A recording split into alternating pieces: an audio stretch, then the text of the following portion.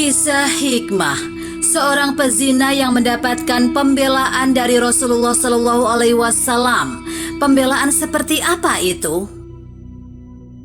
Adapun perzinaan atau perbuatan zina termasuk salah satu perilaku maksiat yang dilarang untuk dilakukan.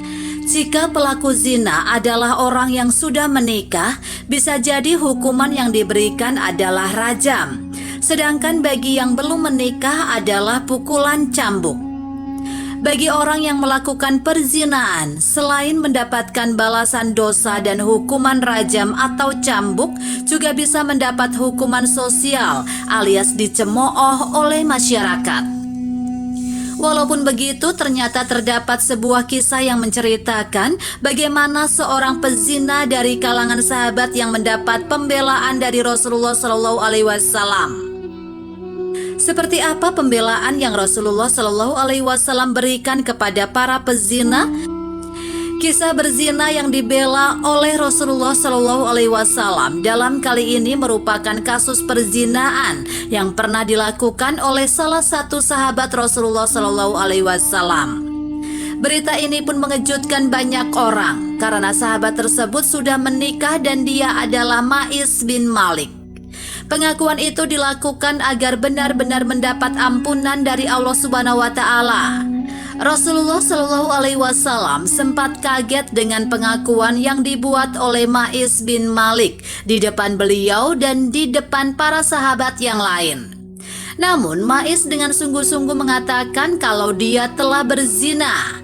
Karena itu Rasulullah Shallallahu Alaihi Wasallam memerintahkan kepada para sahabat untuk membawa Ma'is bin Malik untuk mendapat hukuman rajam.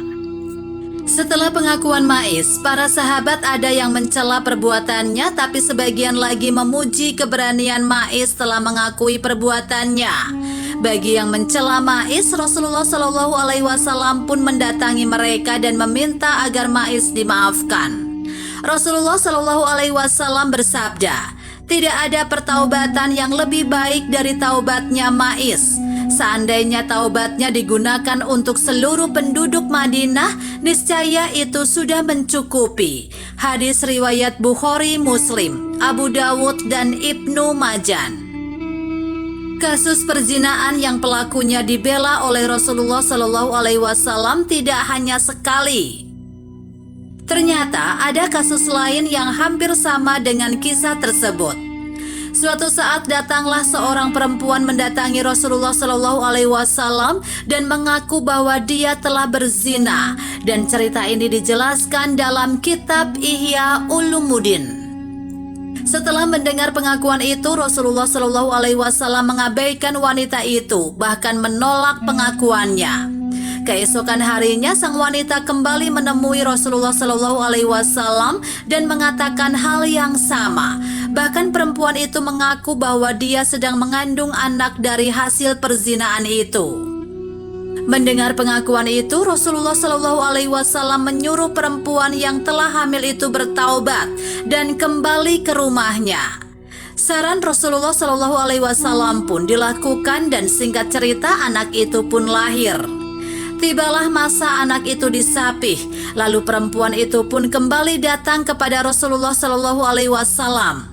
Karena anaknya sudah tidak bergantung makanan dan menyusui pada ibunya, Rasulullah Shallallahu Alaihi Wasallam pun memerintahkan untuk melakukan hukuman rajam. Perempuan itu pun ditanam sampai bagian dada, lalu orang-orang pun melempari wanita itu. Banyak orang yang melempari wanita tersebut termasuk Khalid bin Walid.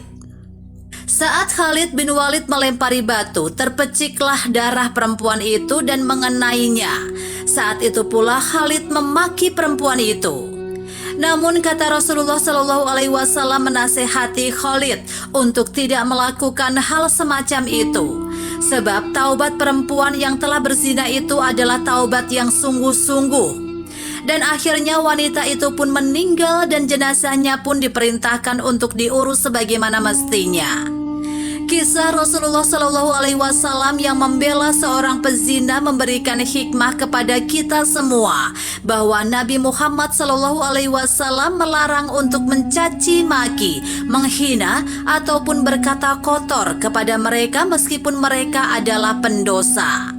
Dan sebaliknya, kita semestinya memberikan pembinaan atau rehabilitasi, perhatian serta bimbingan agar bisa kembali ke jalan yang lebih benar.